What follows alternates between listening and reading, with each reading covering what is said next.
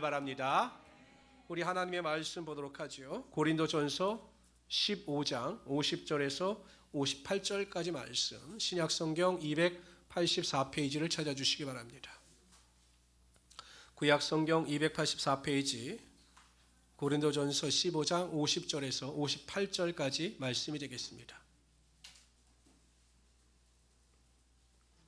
우리 한 절씩 교독합시다. 50절부터 58절 한 절씩 교독합니다. 형제들아, 내가 이것을 말하노니 혈과 육은 하나님 나라를 이어받을 수 없고 또한 썩는 것과 썩지 않은 것을 유업으로 받지 못하느니라. 보라, 내가 너에게 비밀을 말하노니 우리가 다 잠잘 것이 아니요 마지막 나팔의 순식간에 호련히 다 변화되리니 나팔 소리가 나매 죽은 자들이 썩지 아니할 것으로 다시 살아나고 우리도 변화되리라.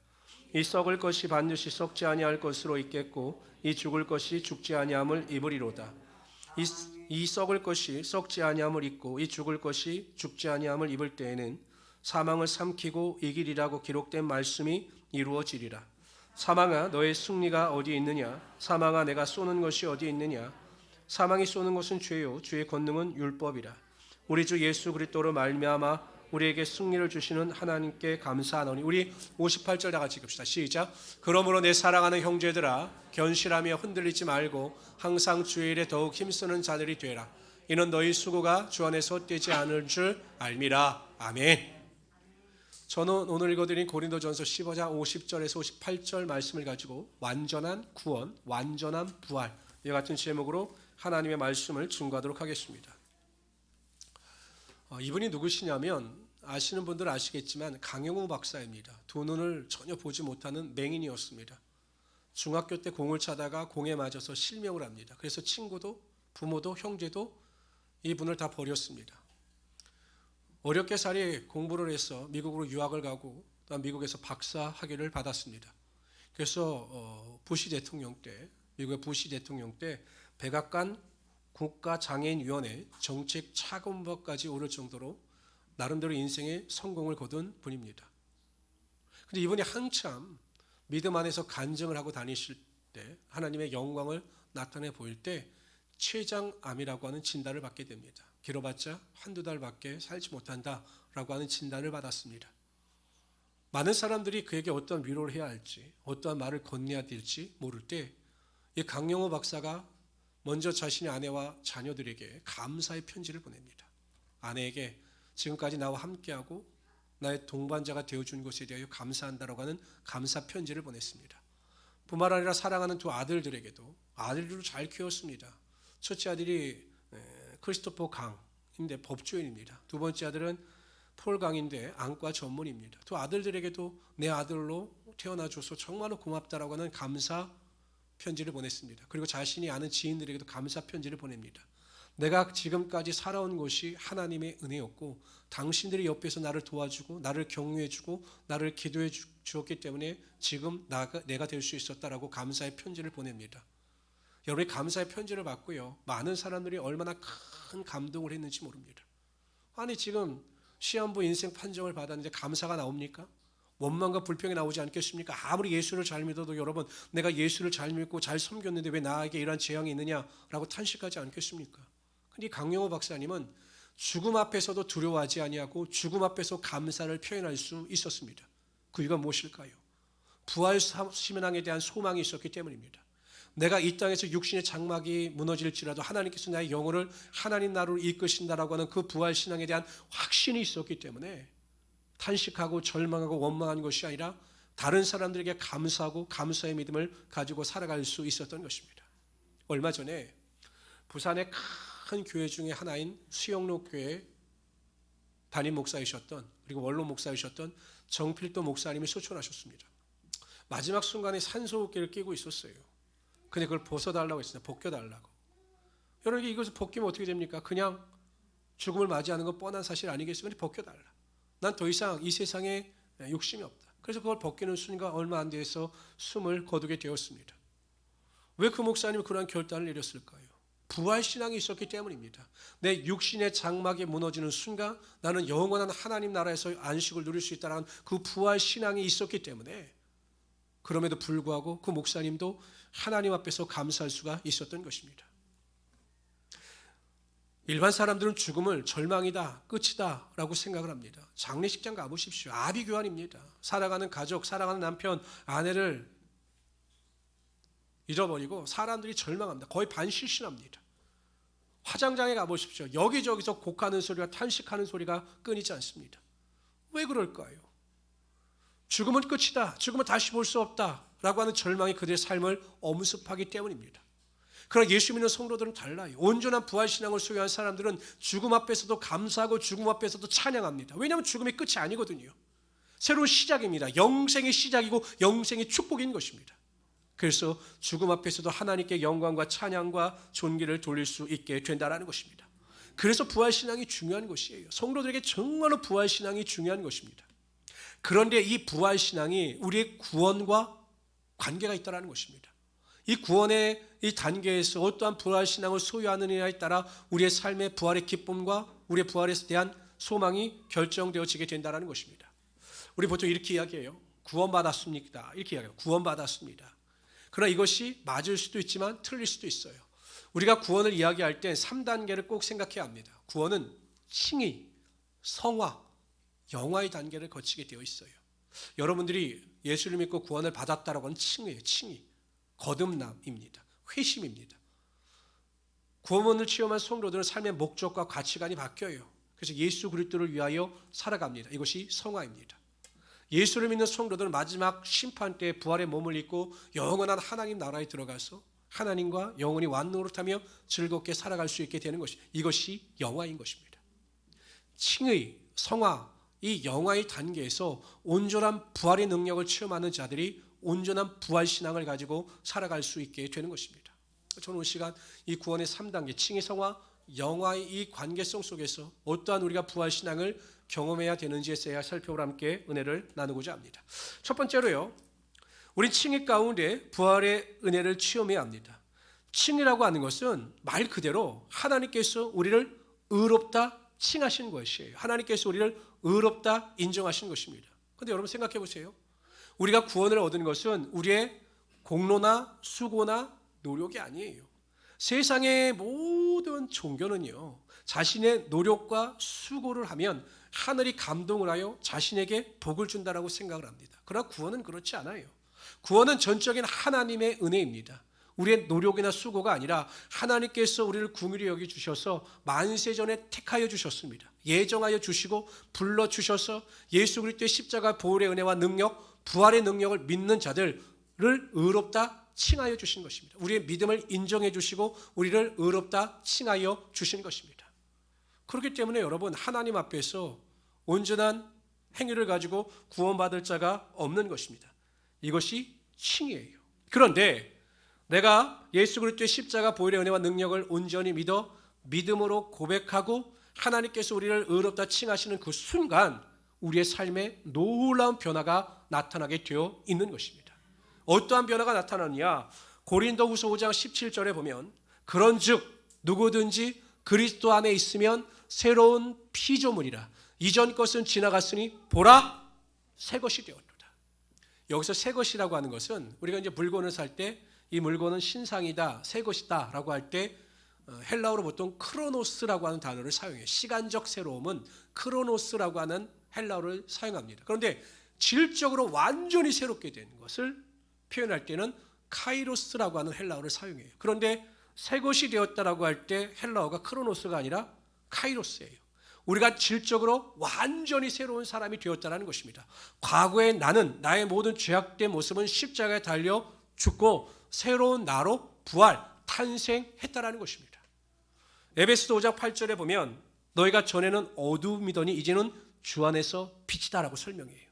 과거에 어두움 가운데 있던 나는 죽고 빛 가운데 내가 다시 탄생했다는 것, 부활했다는 것이죠. 이것을 본 어게인, 거듭남이라고 이야기를 합니다.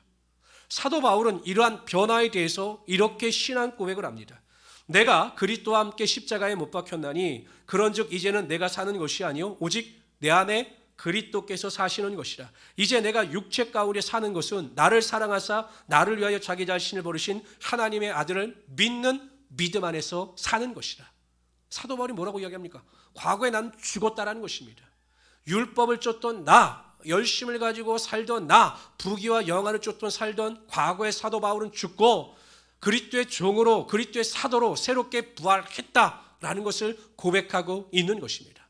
그래서 여러분, 사도 바울이 그러한 결단, 과거에 나는 죽었다, 그래서 세상의 것을 배설물과 같이 여긴다라고 하는 자기 자신이 죽음을 선포했기 때문에 그리스도의 종으로서 크게 쓰임받을 수가 있었던 것이에요.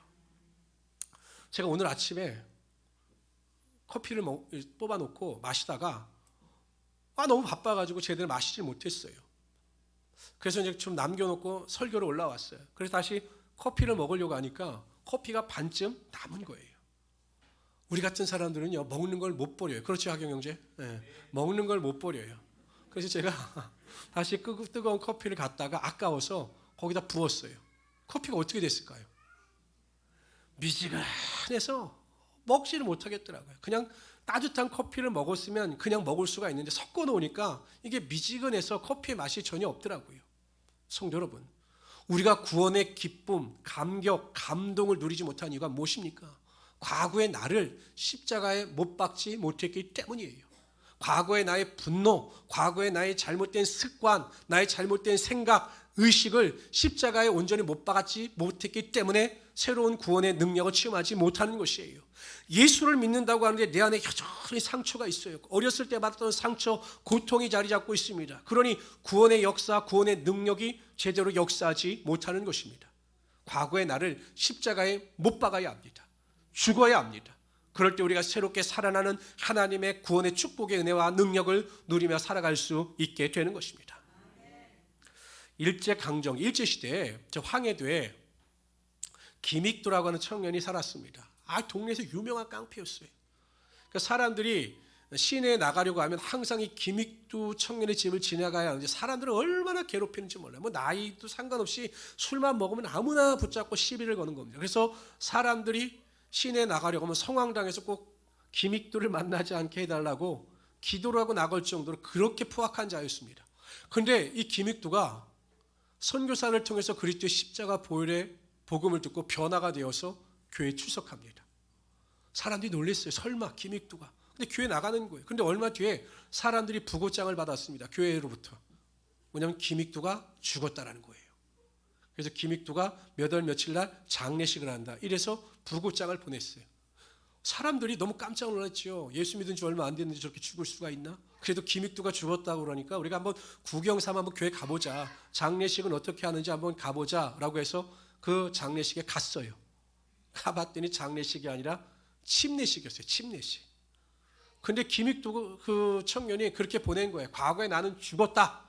그래서 김익두라고 하는 청년이 그 사람들에게 부고장을 보낸 겁니다.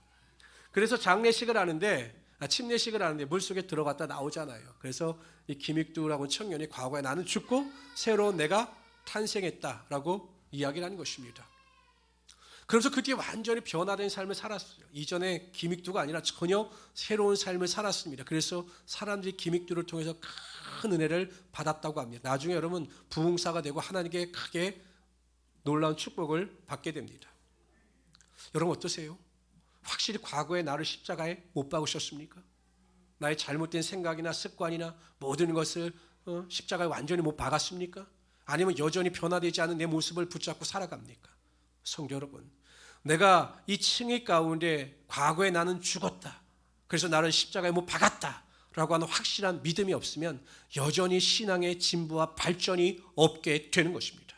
만일 오늘 부활주의를 맞이하여서 정말 나는 나의 죄를 온전히 십자가에 못 박지 못했다. 나의 상처도, 나의 습관도, 나의 생각도, 의식도 십자가에 못 박지 못했다. 라고 생각하시는 분들은 오늘 이 시간을 기점으로 해서 나의 모든 것을 온전히 십자가에 못 박고 하나님 안에서 참된 부활의 기쁨을 누리며 살아갈 수 있는 귀한 성도들이 되시기를 주님의 이름으로 축원합니다. 두 번째로요, 우리는 성악 가운데 부활의 은혜를 체험해야 합니다. 해외 토픽에 나왔던 기사예요. 저는 워낙 개를 좋아합니다. 기르진 않지만 개를 좋아해요. 근데 이 반려견, 진돗개였는데 이게 유기견이었어요. 유기견이었는데 보호단체에서 그 개를 구조해서 훈련을 시키고 그래서 미국으로 입양을 보냅니다. 그러니까 진돗개는 태어나서 그 미국에 가서 주인을 만나서 그렇게 처음 사랑을 받아본 적이 없는 거예요. 그냥 반려견이 된 거죠. 그런데 어느 날 이 주인 부부가 이 진돗개를 데리고 공원을 산책하는데 그 맹경 중에 하나인 피플이 이 주인 부부를 습격한 겁니다. 여러분, 피플은요, 한 번 물면 놓지 않는 맹견이에요. 그래서 그 맹견을 통해서 미국에서는 여러 번 살인 사건이 나기도 합니다. 그래서 모든 개들은 이 피플을 보면 피하거든요. 그런데 입마개도 하지 않는 상태에서 이 진돗개가 피플을 맞서 싸운 거예요. 그러니까 피플도 당황했는지 이 진돗개가 확 덤비고 막 싸우려고 하니까 피플이 자리를 피했습니다. 그 광경을 보고 그 주인 부부도 큰 감동을 받았지만 그게 토픽이 되어가지고 사람들이 서로 한국의 진돗개의 입양을 문의하는 일이 많아졌다고 합니다. 근데 왜 그랬을까요? 진돗개가 자기 생명도 어찌 보면 위험당할 수 있는 그 피플에게 덤빈 이유가 무엇이겠습니까? 한 가지 이유밖에 없어요. 그 주인이 나를 사랑하고 나를 받아주었기 때문에, 생전 받아보지 못한 사랑은 그 주인을 통해서 받았기 때문에 자신의 생명을 바쳐서라도 주인을 지키고 싶었던 충성심이 있었던 것입니다. 여러분 어때요? 정말 하나님이 나를 사랑하셔서 독생자 예수를 보내주시고 예수님께서 나의 죄를 담당하시어 십자가에 달려 돌아가셨다는 사실을 믿으십니까? 정말 그것에 감사하셔요? 그 은혜를 잊지 못하십니까? 그렇다면 삶의 변화가 나타나야 되죠. 한낱 미물인 진돗개도 자신을 사랑해놓은 주인을 위해서 자신의 생명을 바치는데, 정말 예수님께서 나를 위하여 십자가에 달려 돌아가시고 나를 위하여 사흘 만에 부활하심으로 영생의 축복, 세상이 줄 수 없는 놀라운 복을 허락하여 주셨다라고 하는 것 사실을 믿는다면 우리가 어찌 세상을 믿음 없는 자와 같이 똑같이 살아갈 수가 있겠느냐라는 것입니다. 예수 믿는 성도들은 나의 구원함을 받은 그 은혜에 대하여 예수님을 위하여 살아가야 합니다. 예수님의 기쁨이 되어야 합니다. 이것이 성화의 동기예요. 그래서 성화의 과정 가운데 성도는 매일 조금씩 성장과 성숙을 이루게 되어 있습니다. 원망, 불평, 낙심, 절망하던 오늘의 내가 나를 십자가에 못 박고 내일에는 더 성숙한 나로서 모든 일에 감사하고 모든 일에 기뻐할 수 있는 나로 변화되는 것, 이것이 성화예요. 근데 여전히 변화가 없어요. 여전히 성장이 없어요. 영전히 성숙이 없어요. 원망하고 불평하고 낙심하고 절망하는 일이 계속 진행됩니다. 하나님의 말씀에 불순종하는 것이 계속 진행됩니다. 그래서 믿음의 진보와 발전이 없습니다. 성화를 통해서 구원의 능력, 부활의 능력을 체험하지 못하는 자들의 모습인 것입니다. 신앙이 매일마다 조금씩 성장하고 성숙해서 오늘은 어제의 내가 아니며 내일은 오늘의 내가 아닌 내가 변화되는 역사와 능력이 우리의 삶 가운데 반드시 나타날 수 있어야 한다는 것이에요. 이것이 성화입니다. 성화. 그런데 성화의 삶을 살아가는 성도의 삶에는 분명한 특징이 있어요. 내가 정말 성화의 삶을 살아가는가, 하나님께서 기뻐하시는 성화의 삶을 살아가는가. 첫 번째는요, 성화의 삶을 살아가는 성도들은 이 땅이 아니라 하나님 나라의 상급을 쌓는 일에 최선을 다한다는 것입니다. 예수님께서 상상순 설교 가운데 이렇게 말씀하셨습니다. 너희를 위하여 보물을 땅에 쌓아두지 말라. 거기는 좀과 도둑이 행하며 도둑이 구멍을 뚫고 도둑질하느니라. 오직 너희를 위하여 보물을 하늘에 쌓아두라. 거기는 좀이나 동록이 해하지 못하며 도둑이 구멍을 뚫지도 못하고 도둑질도 못하느니라.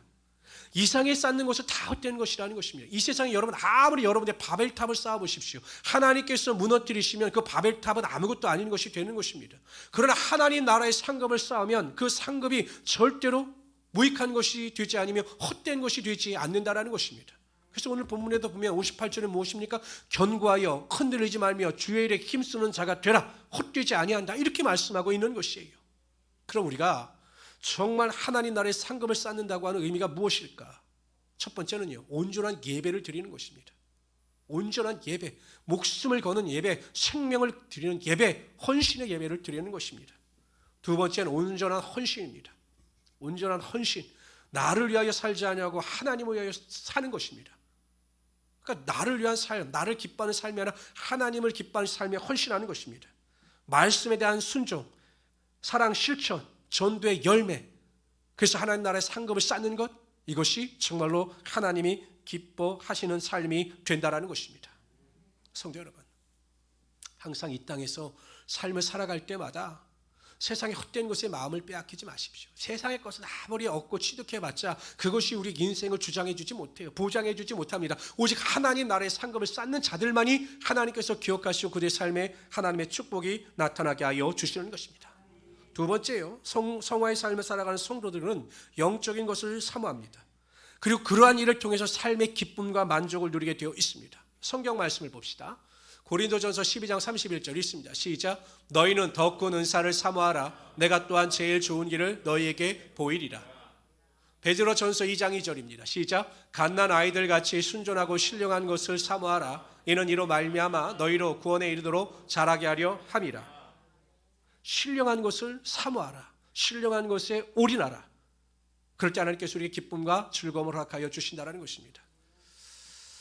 저는 어떤 내용을 좋아하냐면 이 다큐멘터리를 좋아합니다. 그래서 자연이나 동물 혹은 인생에 대한 그 스토리를 굉장히 중요합니다. 근데 얼마 전에 제가 유튜브를 보다 보니까 30대 중반에 큰 성공을 거둔 청년에 대한 이야기가 나와 있어서 제가 그 유튜브 내용을 들었습니다.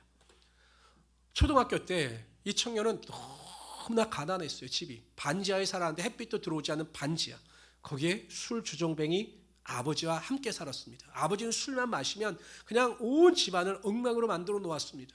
하루하루 사는 것이 지옥이었어요. 그때 이 젊은 초등학생이 결심을 합니다. 나는 돈을 벌어서 햇볕이 드는 좋은 집에 살겠다라고 하는 아주 소박한 꿈을 꿔요. 그리고 고등학교를 졸업하자마자 대학교에 가지 아니하고 열심히 돈을 법니다. 배달 라이더 일을 하면서 억짝같이 돈을 모았습니다. 그래서 융자를 받아서 집을 샀어요. 그게 20대 중반의 이야기입니다. 그리고 나서부터 어찌하든지 돈을 버는 일에 최선을 다했습니다. 그래서 부동산을 사고 팔매하면서 수십억 대의 재산을 지금은 이루고 있어요. 근데 제가 보니까 행복해 보이진 않아요. 여전히 쓰지도 못하고 돈이 많으면 뭐합니까? 여전히 먹지도 못하고 사는데 그냥 돈의 노예가 되어서 살아요. 그런데 성공을 거두었다고 이제 다른 유튜버가 그를 인터뷰에서 내보낸 거죠. 그런데 그 청년이 한 말 중에서 제 마음을 울리는 한마디가 있었습니다. 이 말이었어요. 미치지 아니하면 어떠한 성공도 거둘 수가 없다는 것이에요. 미치지 아니하면. 여러분, 과연 우리가 신앙하는 일에 미쳐서 행합니까? 저도 솔직히 반성했어요. 내가 정말 목회를 미쳐서 했나? 목회에 올인하고 정말 목회의 모든 것을 걸면서 미친 듯이 일을 했나? 이 생각을 했어요. 과연 세상 사람들이 세상 일을 하는 열심과 열정만큼 우리가 믿음 안에서 신앙의 열정과 열심을 가지고 있느냐라고 스스로 질문을 해보면 그렇지 않아요. 여러분, 세상 사람들 세상 일을 얼마나 열심히 합니까? 밤낮 가리지 않고 열심히 일합니다. 그런데 그만큼 우리가 주님의 일에 열심과 최선을 다해서 일을 합니까? 미친 듯이 일을 합니까? 성장과 성숙을 위해서, 기쁨과 만족을 위해서 그렇게 최선을 다하며 일합니까? 제가 보기엔 아니에요. 그렇기 때문에 우리의 삶에 성장이 없고 우리의 삶에 성숙이 없고 우리의 삶에 믿음의 진보가 없는 것입니다. 한번 여러분 생각해 보세요. 지금 현재 나를 가장 기쁘게 하는 게 무엇입니까? 여러분 인생에 여러분들을 가장 기쁘게 하는 거에 무엇입니까? 제가 얼마 전에 차를 수리하기 위해 차를 검사받기 위해서 이제 제 동창이 제 친구가 하는 공업사로 갔어요.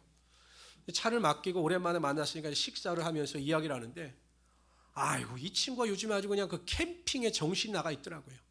그냥 밥을 먹으면서 또 차박 뭐가 좋다 내 말은 듣지도 않아요. 혼자 그냥 침 튀어가면서 밥을 튀어가면서 그냥 차박에 대해서 이야기를 하는 거예요. 그래서 자신의 인생이 너무 즐겁다는 거예요.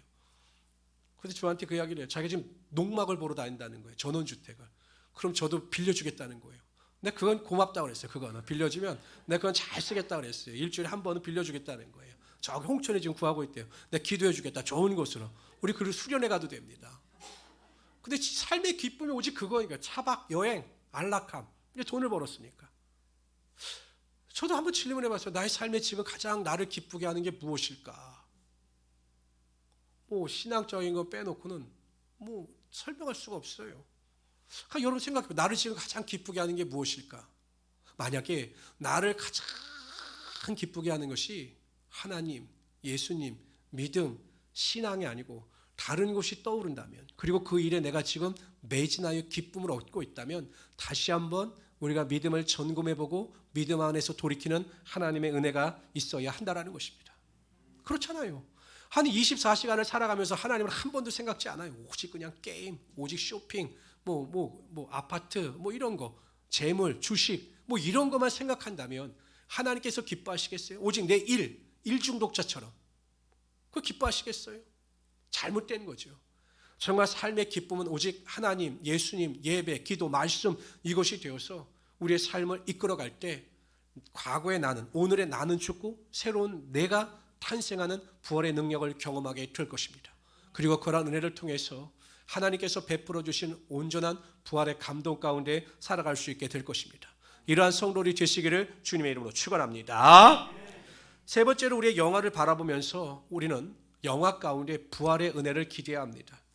제가 얼마 전에 어느 목사님의 초대를 받아서 식사를 하러 간 적이 있어요. 워낙 그 교회 규모가 크기 때문에 좋은 식당으로 저를 이렇게 초대를 하셔서 식사를 하는데 눈길을 끄는 노부부가 있었습니다. 연세가 꽤 되어 보이시는데 옷차림도 그러시고 그 어르신 두 분이 와서 식사를 하는데 제가 그런 광경 보기 힘들거든요. 좋은 식당에 정장하고 두 어르신이 와서 식사를 하는데 참 부럽더라고요. 나도 저렇게 나이를 먹었으면 좋겠다. 저렇게 부부관계가 되었으면 좋겠다 할 정도로 눈에 들어왔습니다.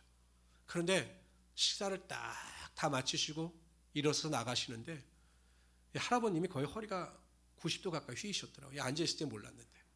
그리고 할머니는 관절이 안 좋으신 잘 못 걸으셔요. 그 할아버지가 그 할머니를 이렇게 부축해서 나가시는 거예요. 겉으로 보기에는 전혀 문제가 없고 화려해 보이는 인생인데 나이를 먹으니 그 육신의 한계 때문에 허리도 휘고 다리도 그렇고 그래서 절뚝절뚝 걸어 나가시는데 그것을 보면서 제가 느꼈던 것은 허무였어요. 허무. 야, 인생이 허무하구나.